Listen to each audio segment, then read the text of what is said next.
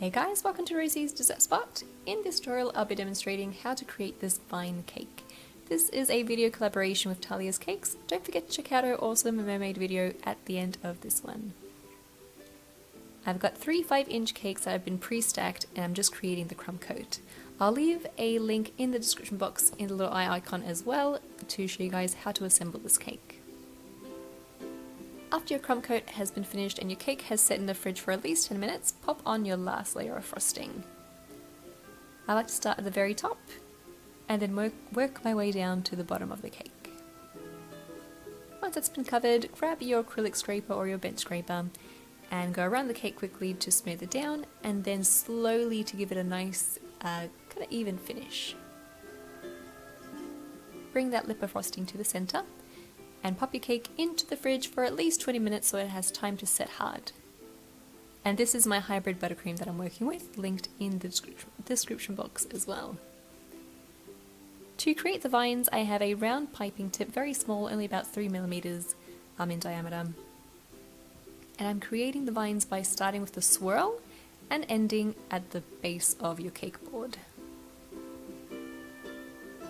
You can make them swirly, you can make them going straight up instead, which looks really cool too when you add the flowers. And I prefer to work from the swirl downwards because you don't have that ugly little pointy nib. So I'll demonstrate here what that looks like because I tried. So starting at the bottom, creating a swirl and then see how it ends pointy. You can avoid that by working your way down the cake rather than up.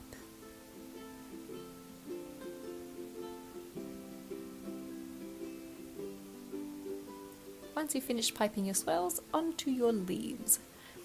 With this particular design, less is more, so don't go crazy by adding 20 leaves per vine, just go maybe about 5 to 7.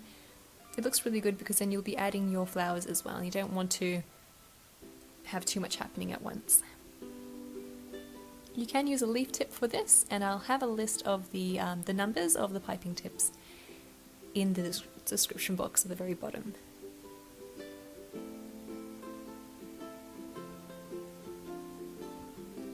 Let your leaves travel in different directions as well, just adds a bit more of an authentic look.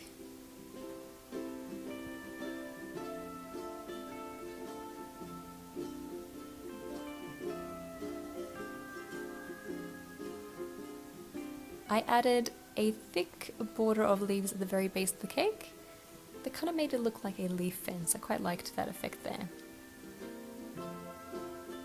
To create the flowers, I've got some red fondant and I'm rolling it out to about 2mm in thickness, so it's nice and thin.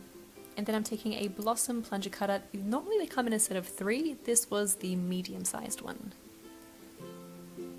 Cut out the fondant and then plunge it directly onto your buttercream. And this is what I love about the plunger cutters, that they're so easy to use and apply onto your cake. And because the plunge is kind of pointy, you can see that there's a lot of shape to your flower and you don't really need a centerpiece. But I added one anyway. Less is more here as well.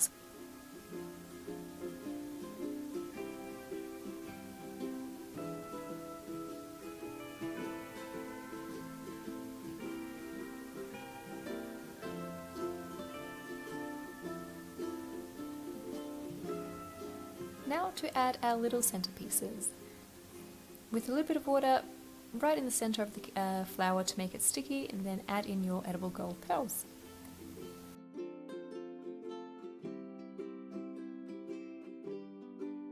That is how you create a really easy to do vine cake, great for your garden themed parties for the children, and it doesn't really require very many tools aside from the piping bag, the piping tip and some fondant and a cutter. So very easy to do. Thanks guys for watching, hope you enjoyed this tutorial. And don't forget to check out Thalia's Cakes at the end of this video. She has prepared a beautiful mermaid cake for you guys. So definitely do check it out. And that is all. I'll catch you again next week. If you haven't subscribed, don't forget to do so. We upload a new video every Tuesday.